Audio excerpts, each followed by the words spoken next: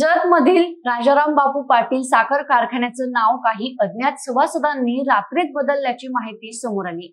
राजे विजयसिंह डफळे साखर कारखाना असं नवीन फलक कारखान्याच्या कमानीवर लावलाय।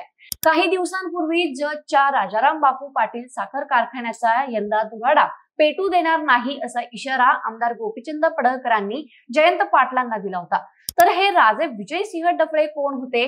तर हे जत संस्थांचे शेवटचे राजे होते आणि त्यांच्या नावाने अनेक संस्थांची स्थापना झाली। यात प्रामुख्याने राजे विजयसिंह डफळे साखर कारखान्याचाही समावेश होता।